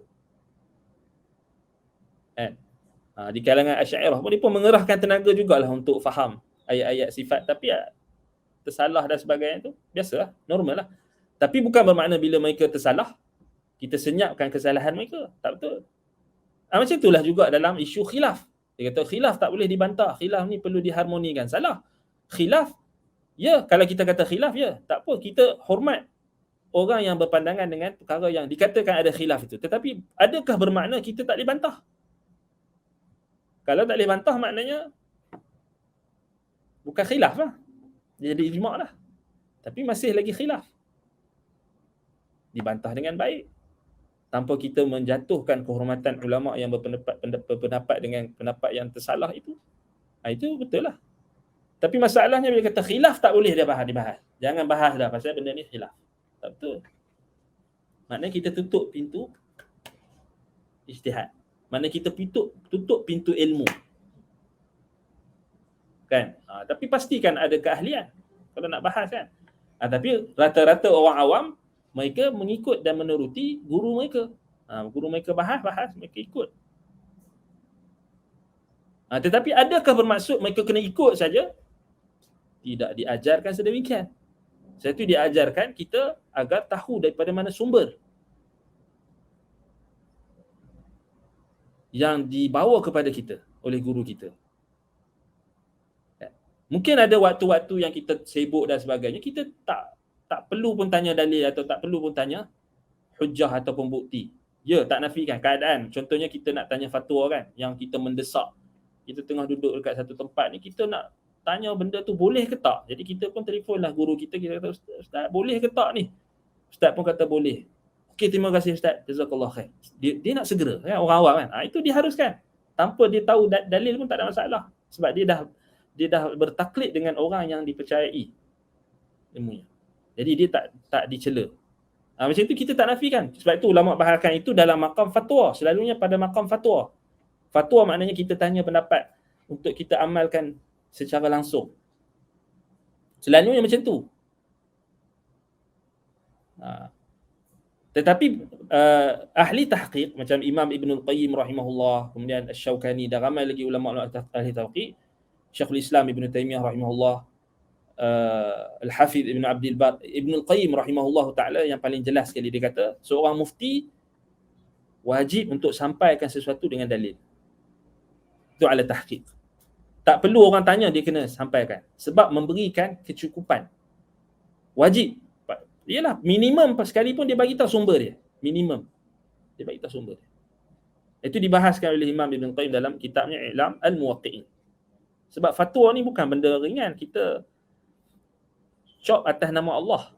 Sebab dia hukum Allah. Sebab tu Imam Ibn Qayyim dia letak nama kitab dia I'lam Al-Muwaqqi'in. Sebab nak bagi tahu kita bagi fatwa ni bukan bermudah-mudah. Kita cakap agama Allah, kita atas nama agama. Sebab tu kenapa Imam Ibn Qayyim kata seorang mufti dia apa?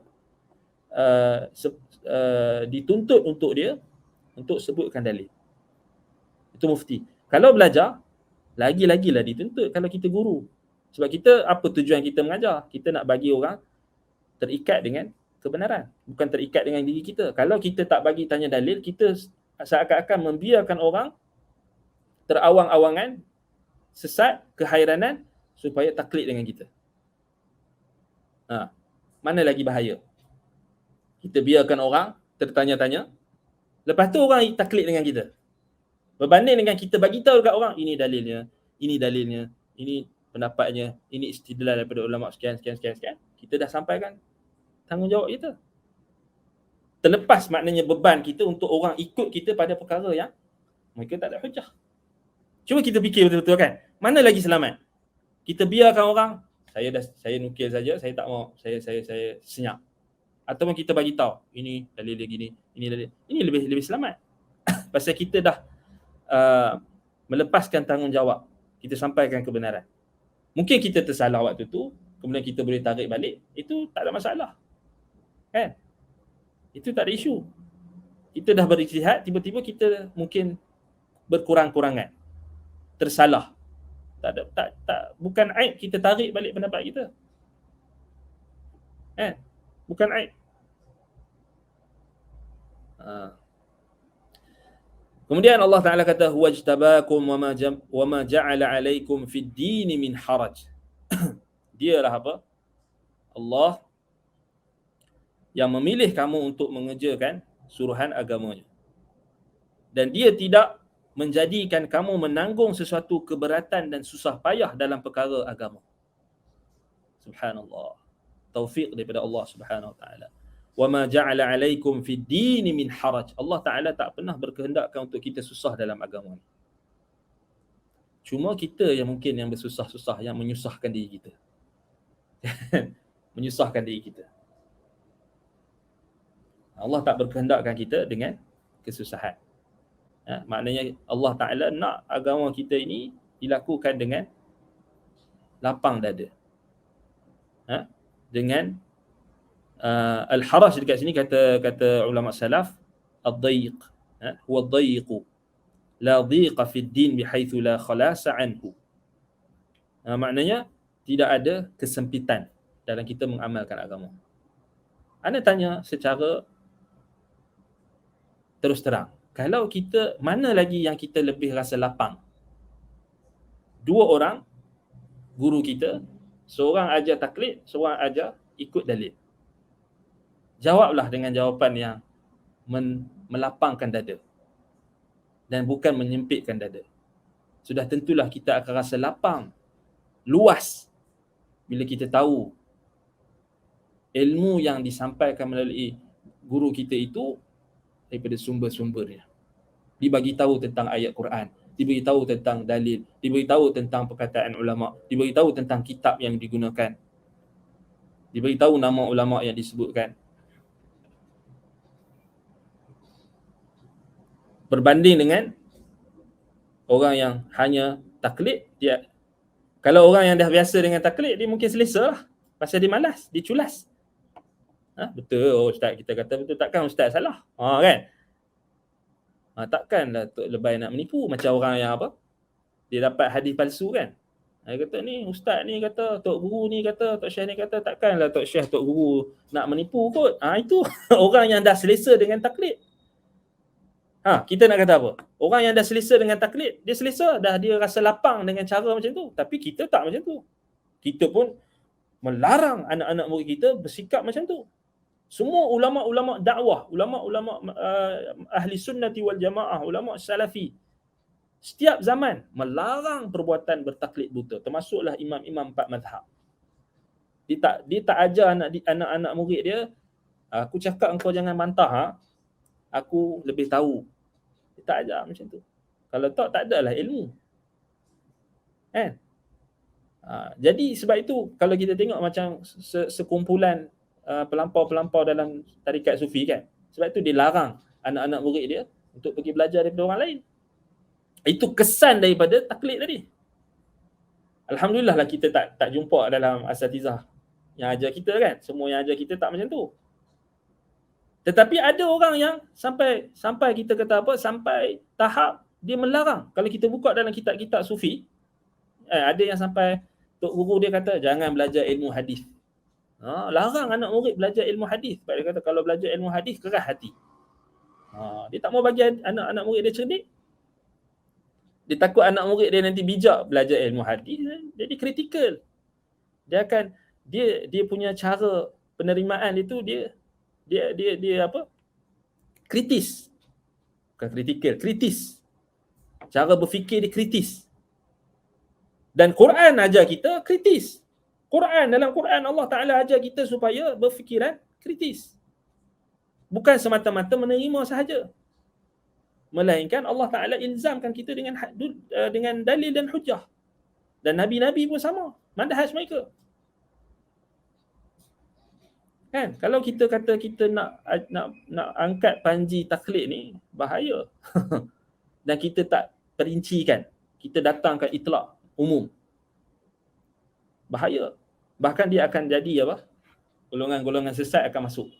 Dia akan masuk, dia menempel. Dia akan tarik. Sikit. Ini mazhab kata boleh. Ini ulama ni kata boleh.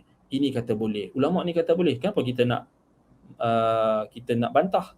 Bahaya tu. Benda-benda yang dah ditutup oleh pendakwah-pendakwah yang dulu, tiba-tiba hari ni mula nak dibuka balik. Dibuka sikit-sikit. Dibuka sikit-sikit. Sebab itu kena tutup balik. Tutup taksub ni. Kita bukan tak bagi orang mengaji mazhab. Bagus mengaji mazhab ni. Supaya kita nampak perbezaan pendapat yang dalam kerangka yang dalam kalangan ahli sunnah. Tak apa, bagus. Tapi kritislah. Tak bolehlah kata, ini pandangan mazhab ada dalam kitab, tak boleh bantah. Bukan macam tu. Jangan, kita tak layak. Siapa kita nak membantah sekian-sekian. Bukan macam tu cara dia. Memanglah bukan kita yang bantah, tapi ulama yang sama level ataupun yang lebih alim. Ada, bukan tak ada, ramai. Jadi kita kata Allah Ta'ala tak jadikan وَمَا جَعَلَ عَلَيْكُمْ فِي الدِّينِ مِنْ حَرَجٍ. Allah tak jadikan agama kita ni untuk kita sempit dada. Sebab tu, kalau anda tanya dekat tuan-tuan dan perempuan, kalau kita ilzamkan diri kita dengan mazhab Syafi'i, agak-agak sempit tak? Confirm sempit. Tak percaya, tanyalah orang yang kerja-kerja dekat pejabat agama, tanyalah orang-orang yang ada di jabatan mufti di mana-mana negeri lah, tak kira lah negeri mana pun. Cuba kita tengok tatbiq, yakni praktikal. Di negara mana-mana pun even sama je. Nak pergi Mekah, nak pergi umrah nanti. Saya nak ikut mazhab Syafi'i. Sentuh perempuan batal. Tiba-tiba waktu tu dia pandai pula keluar mazhab. Itu nampak. Last sekali tak praktikal. Pasal memang Allah Ta'ala tak jadikan kita untuk wajib ikut seorang saja tokoh atau wajib ikut mana-mana mazhab yang muayyan. Sebab tu ulama bahas kan. Tak praktikal, maknanya tak praktikal dari sudut tu. Dari sudut kita kata yang lebih luas. Bila kita menyempitkan. Menyempitkan. Sampai tahap kita pandang dah ada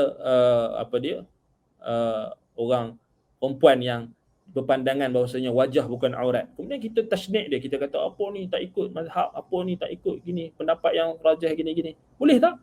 Tak boleh, haram. Kan? Sebab kita pegang wanita punya wajah aurat. Boleh tak kita taksub dengan kita kata, siapa yang buka aurat, siapa yang buka wajah, semua buka aurat.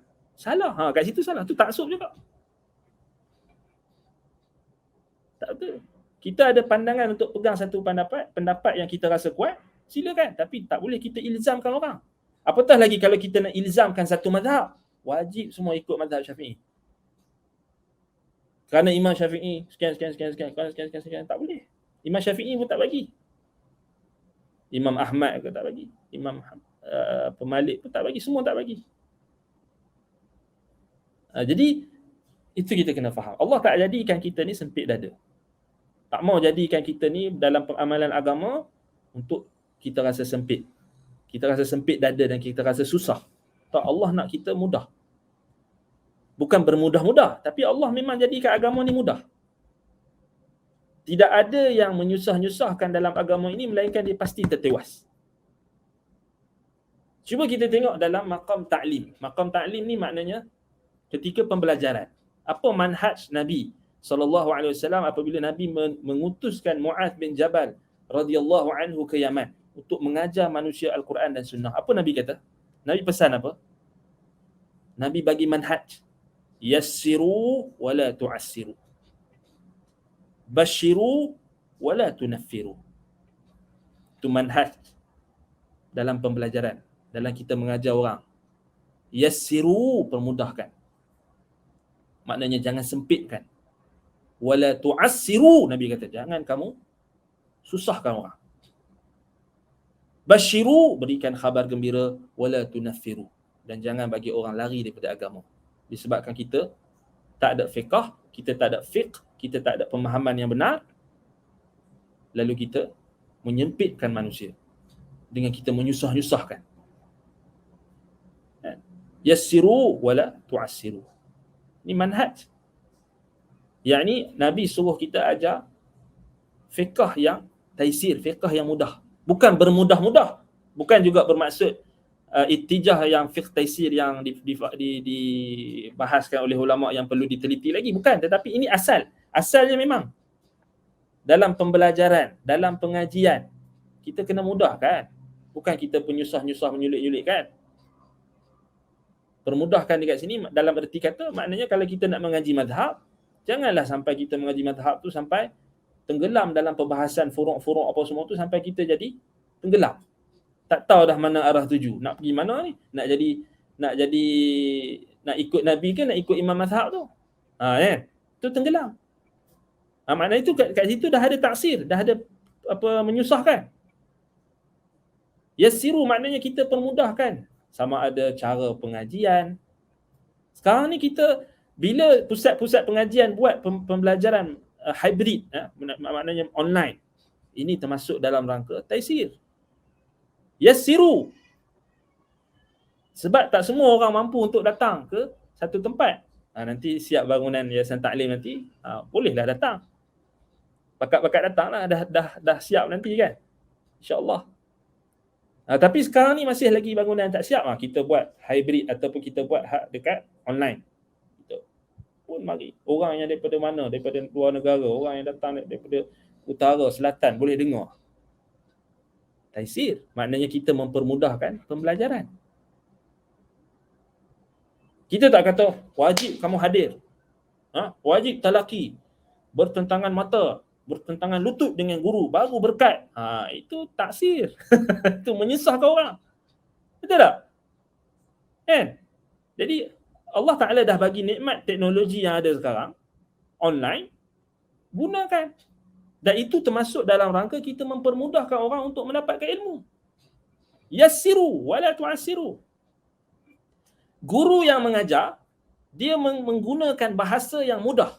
Bahasa yang orang boleh faham. Contoh yang orang boleh faham. Orang awam boleh faham. Dia tak bawa contoh yang bombastik apa semua, istilah-istilah yang gini, istilah ilmu kalam ke, istilah ulama-ulama mutakallimin ke, istilah gini. Lepas tu orang pun nganga, tak tahu. Apa ustaz ni, oh hebat. Tapi orang yang jahil dia akan kata, oh hebat ustaz ni, hebat. Pasal dia bawa perkataan yang kita tak faham. Itu kebiasaan orang yang rida bil jahli sahlu. Orang yang apa? Orang yang reda dengan kejahilan. Orang yang apa? Dia dah cukup, dia rasa kita buat apa ustaz ni hebat tu pasal dia cakap, dia keluar apa kaedah-kaedah gini peni macam ilmu kalam.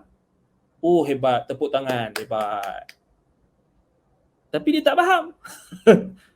Buktinya kalau keluar daripada kelas ustaz tu tanya balik, faham tak? Saya tak faham, tapi ustaz saya hebat. Apa benda ni? Kita menuntut ilmu ni natijah kita nak menuntut ilmu ni, natijah kita nak dapat ilmu ni, kita nak khasyatullah ke, kita nak takutkan Allah ke, ataupun kita nak ta'zim guru kita? Tanya, tepuk dada, tanya iman. Lepas kita habis kuliah, apa kita dapat? Oh, cantiklah baju ustaz tadi.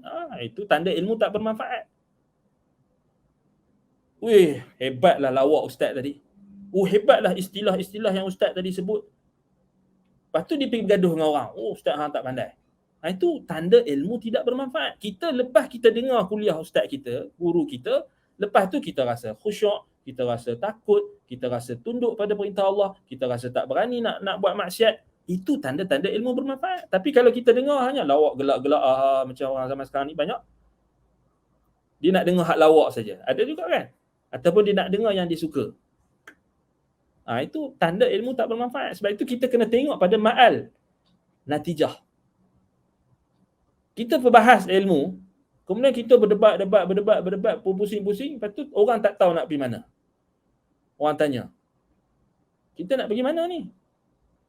Kan? Nak ikut sunnah ke nak taklid pada imam mazhab? Orang tanya. Kita tak boleh jawab. Ataupun kita kata, tuan-tuan dan puan-puan, buatlah keputusan sendiri. Itu tak kena lah. Maknanya itu menyusahkan. Yassiru wala tu'assiru, basyiru wala tunafiru. Kan? Jadi kita mudahkan penyampaian. Kan? Sebab bukan semua, ada benda-benda yang pembelajaran yang kita perlu sampaikan pada orang awam. Ada benda yang khilaf-khilaf yang tak dibahas, yang tak perlu kita nak cerita. Tak payahlah. Bagi tahu apa yang boleh membawa kepada amalan, apa yang boleh membawa kepada penghayatan, apa yang boleh membawa kepada praktikal. Itu yang diperlukan oleh masyarakat. Bukan kita bawa perkataan ulama ni, perkataan, lepas tu kita bagi orang pening. Tak betul. Itu masuk dalam taksir. Sampai ada satu kisah ni, orang awam ni, dia pergi dengar satu majlis ahlul kalam. Bila dia dengar majlis ahlul kalam ni, dia duduk dalam majlis tu sejam. Dia belajar ilmu kalam. Ulama ahlul kalam tu pun ceritalah, jauhar, jisim, a'rad, tidak bertempat, bla bla bla. Lepas tu dia kata dia tak faham apa. Orang awam tu kata tak faham apa. Lepas tu dia jumpa dengan seorang hamba Allah ni. Hamba Allah ni kata dia pergi dengar dekat ustaz itu atau pendengar kat syekh ini. Syekh ini dibawa qala Allah wa qala Rasulullah sallallahu alaihi wasallam wa qala as-salaf wa qala as-sahabi wa qala Umar wa qala Abu Bakar wa qala Ibn Mas'ud. Pergi dengar. Dia pun pergi dia dengar, sungguh. Qala Allah Ta'ala fi kitabil aziz. A'udzu billahi minasyaitonir rajim. Wa'tasimu bihablillahi jami'an wa la tafarraqu. Kemudian ustaz syekh tu pun syarahkan, wa qala Ibnu Mas'ud kada wa kada wa kada, wa qala an-nabiy sallallahu alaihi wasallam wa qala Rasulullah sallallahu alaihi wasallam fil hadis kama qala Allah wa qala Rasulullah. Sebab itu apa kata Imam Asy-Syafi'i rahimahullah, kullul ulum siwal Quran mushghilatun. setiap ilmu yang selain Quran adalah menyibukkan, kecuali hadis, fiqh dan apa yang diriwayatkan. Haddathana. Syubhat dia sekarang ni, fiqh ni kita ikut fiqh apa? Fiqh salaf ke ataupun fiqh mutaakhirin yang banyak serabut, banyak sangat ta'qid, banyak sangat ta'qid dan ta'qid. Ta'qid ni maknanya banyak sangat orang panggil apa? Dia punya tali yang serabut tu banyak sangat. Serabut tu banyak sangat. Berpintal-pintal. Orang pun nganga tak tahu apa. Tu ilmu kalam. Kan? Kita ajak fiqh ikut ilmu kalam pun sama. Ulama bahaskan juga. Sebab ada usul fiqh perbahasan dia yang masuk ilmu kalam. Ada, tapi ada orang yang tak perasan. Ada orang yang perasan. Jadi itu yang jadi dia bincang-bincang tu lah sekali agungkan ulama. Dia tak agungkan dalil. Dia tak tahu nak mana satu ni. Nak kata ulama salah tak berani. Last sekali dalil lah salah. Allahu Akbar. Apa benda macam tu kan? Jadi kita tak mahu macam tu. Kita nak mudah. Mudah ni bukan kita bermudah-mudah, maknanya penyampaian daripada Quran dan Sunnah. Sekarang ni bukan susah. Quran dan Sunnah dah diterjemahkan, dah ada tafsir, kitab-kitab tafsir dah lebih pada nak dekat 100 lebih ada dalam satu aplikasi. Guru-guru tu boleh rujuk terus dan boleh mudahkan kepada masyarakat dengan terjemahkan dengan mudah, dengan bahasa yang mudah, dengan jangan kita pening-peningkan orang. Simple je apa kita nak buat, kita nak ikut Quran dan Sunnah. Hak ni dalil yang sahih. Walaupun mungkin kita tersalah ke apa, kita boleh tarik balik. Kita buat penelitian dan pencarian, pengkajian, tak ada masalah. Kita tak kata kita saja betul, tapi kita bagi tahu yang betul adalah Quran dan Sunnah. Dan itulah yang kita kata, Allah kata, wa ma ja'ala 'alaikum fid din min haraj. Agama kita ni Allah tak mahu kita susah dalam pengamalan. Millata abikum Ibrahim wa sammakumul muslimina min qabl. Millah agama bapa kamu Ibrahim, dan dia menamakan kamu muslimin sebelum ini, semenjak daripada sebelumnya. Wa fi hadza liyakuna ar-rasulu shahidan 'alaikum, supaya rasul itu menjadi saksi ke atas kamu. Jadi bila kita faham rasul itu adalah saksi ke atas kita, maknanya termasuklah saksi. Hadis-hadis Nabi itu saksi, syahid dan syahid yang menyaksikan dan membenarkan. Dan wajiblah kita kembalikan perselisihan kita kepada saksi yang paling tinggi autoritinya, Quran dan hadis. Sebab Allah jadikan Nabi sebagai syahid, sebagai saksi. Liyakuna rasul syahidan 'alaikum wa takunu syuhada'a 'alan nas. Dan kamu juga menjadi saksi kepada manusia. Di dunia ini kita menjadi saksi kepada orang-orang bukan Islam. Sebab kita menyampaikan Islam, menyampaikan Quran dan Sunnah. Kita saksi kepada semua manusia. Nampak? Itu salah satu maksud tafsir. Anda ringkaskan supaya kita masa kita mencemburui kita dah habis waktu sebenarnya. Tapi kita tengok yang last tu. Fa aqimus salah wa atuz zakah wa'tasimu billah huwa maulakum. Dirikan solat, tunaikan zakat, dan berpegang teguhlah dengan Allah, berpegang teguhlah dengan Quran, berpegang teguhlah dengan Sunnah, berpegang teguhlah dengan agama Allah, Islam. Huwa maulakum, dan dialah pembela kamu, penolong kamu, pelindung kamu. Fa ni'mal maula wa ni'man nasir. Dialah sebaik-baik penolong dan sebaik-baik pembela, penolong dan pembela, sebaik-baik pelindung dan sebaik-baik penolong dan pembela. Jadi Allah An-Nasir, Ni'man Nasir, tadabbur Asmaul Husna yang kita dapat pada kelas kita hari ini adalah kita tanya diri kita, kita nak bela apa? Kita nak bela agama Allah ataupun kita nak bela kepentingan orang tertentu ataupun kepentingan mazhab tertentu ataupun ulama tertentu. Kita tanya diri kita, kita nak bela apa? Sekarang ni kita nak bela apa? Kita mengaji nak bela apa? Kalau kita berpendirian kita nak bela mazhab sekian, kita salah. Dan kita nampaklah ada taksir pada kekurangan pada pemahaman kita terhadap makna ayat tadi. Yang Allah suruh kita berjihad untuk melawan musuh-musuh Allah, melawan orang-orang kafir, orang-orang munafik, orang-orang ahlul bidah wal ahwa. Apa kita punya tujuan kita berjihad, tujuan kita menuntut ilmu? Itu faedah yang kita boleh tadabbur daripada ayat ini supaya kita lebih lagi memahami dengan tujuan untuk kita tatbik, untuk kita praktikkan ayat yang ada nama Allah An-Nasir, ni'mal maula wa ni'man nasir, supaya kita tahu apa bila kita dah beriman dengan nama Allah yang maha membantu dan menolong hamba-hambanya, yang memberikan kemenangan, An-Nasir. Kita nak menangkan siapa? Kita letak dulu tepi. Orang ni kata orang tu, tapi kita tengok apa yang Allah Ta'ala kata, apa yang Nabi SAW kata, dan apa ulama yang ikut Nabi, ikut Quran, ikut sunnah kata. Itu cara praktik macam mana kita nak hayati makna nama Allah An-Nasir. Sebab itu dalam kelas kita ini, kita bukan semata-mata fokus pada nama itu kita bincang teori tak. Lebih pada tatbik. Apa yang kita kena buat. Selain daripada kita bincang juga nama-nama tu maksud dia sekian, An-Nasir, yang paling penting adalah apa yang kita samarah, buah hasil yang kita nak dapat, nak petik daripada kita beriman dengan nama Allah An-Nasir. Sudah tentulah apa?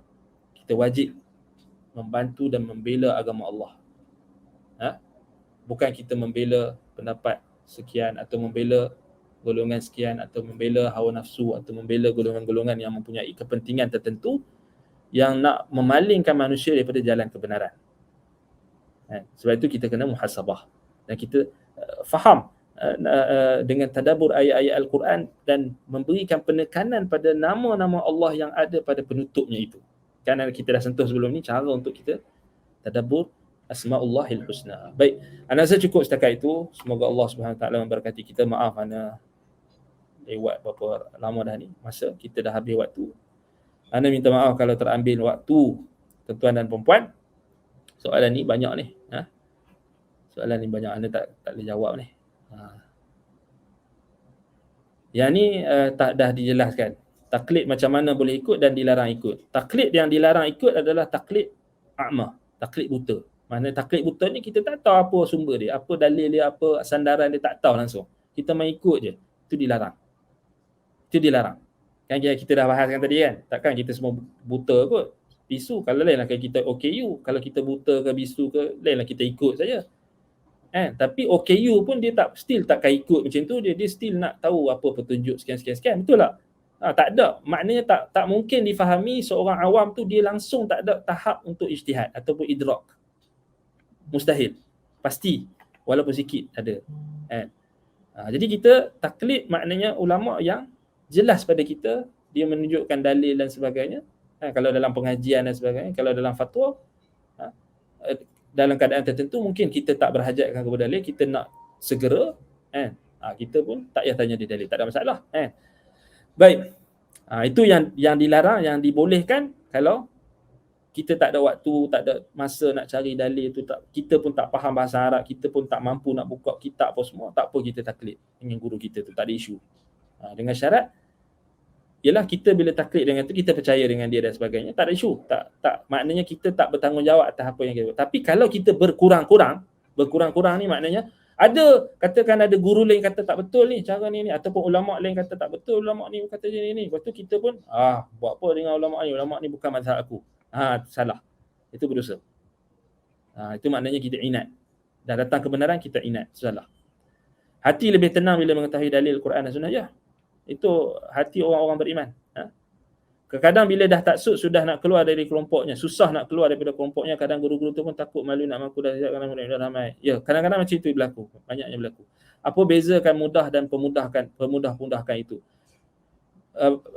Yassiru wala tu'assiru. Kemudian dalam ayat tadi apa? Wama ja'ala 'alaikum fid din min haraj. Innamad din yusrun. Nabi SAW sebut dan Allah Taala sebut agama ni mudah. Maknanya tabiat agama Islam ni, pelaksanaan ni memang mudah. Yang datang susah, jadi susah tu datang daripada orang yang takalluf, orang yang tanattu', orang yang memberat-beratkan. Sebab tu Nabi kata halakal mutanatti'un. Celakalah orang yang menyusah-nyusahkan. Celakalah orang yang Nabi sebut 3 kali. Halakal mutanatti'un. Iyyakum wal ghuluwa fid din fa innama ahlaka man kana qablakum al ghuluw fid din. Nabi cela orang yang ghulu, melampau dalam pengamalan agama. Jadi yang datang menyusah-nyusahkan agama itu datang daripada tindakan orang yang menyusah-nyusahkan. Sama juga mempermudah-mudahkan agama sehingga tak mau beramal, sehingga tak mau solat, sehingga tak apa kalau tak solat pun yang penting Islam, ya, tak apa kalau sambut perayaan orang kafir pun yang penting tak ada iktikad ataupun tak apa semua itu mempermudah-mudahkan pun tak boleh. Datang daripada sikap bermudah-mudah. Tetapi agama Islam datang dengan memang mudah. Tidak yang menyusah-nyusahkan, melainkan orang yang menganut agama itu atau orang yang ada sikap melampaui batas, bukan pada agama. Sama juga macam yang kita bincangkan tadi. Beza dia itulah mudah, memang Allah Taala jadikan agama kita ni mudah, tapi yang jadi susah tu siapa? Kadang-kadang kita lah yang menyusah-nyusahkan. Tak ada syarat-syarat macam ni, kita letak syarat-syarat macam ni. Sampai kita ikut ulama ni syarat letak ni memberat-beratkan sekian-sekian. Tak ada dalil daripada Quran dan Sunnah. Kita pun nak backup juga, nak bela juga, ada juga supaya terjaga kedudukan ulama tu. Itu kadang menyusahkan. Jika dah siap, saya tanya berikan juga saran. Itu kena tanya admin. Semoga Allah Subhanahu Wa Taala memberkati ijtihad kita. Tuan-tuan dan puan-puan pun tengah berijtihad. Kita tak meremehkan ijtihad orang awam. Kita tak meremehkan ijtihad sesiapa sahaja yang menuntut ilmu. Nabi SAW kata, man salaka tariqan yaltamisu fihi ilma sahhalallahu lahu tariqan ilal jannah. Nabi tak kata mujtahid saja, bahkan Nabi kata semua. Siapa sahaja yang menempuh jalan untuk menuntut ilmu, maknanya Allah Ta'ala akan mempermudahkan jalannya untuk ke syurga. Bukan mujtahid saja, bukan ulama saja, bukan ustaz saja. Orang awam pun berhak untuk mendapat ganjaran daripada Allah Subhanahu Wa Ta'ala hasil ijtihad, hasil kesungguhan. Ijtihad tu maksud kesungguhan lah. Kesungguhan dia mengerahkan tenaga untuk mendengar ilmu, untuk mendapatkan manfaat daripada majlis ilmu. Semoga Allah memberkati pertemuan kita. Nas'alullah an yuthabbitana ala sunnah. Semoga Allah menetapkan kita di atas sunnah, menjauhkan kita daripada bid'ah, memberikan kita petunjuk sehingga kita bertemu dengan Allah Subhanahu Wa Taala. Aqulu qawli hadza wa astaghfirullah li wa lakum. Subhanakallahumma wa bihamdika asyhadu an la ilaha illa anta astaghfiruka wa atubu ilaik. Wa sallallahu ala Muhammadin wa ala alihi wa sahbihi wa baraka wa sallam. Alhamdulillahirabbil alamin. Wassalamu alaikum warahmatullahi wabarakatuh.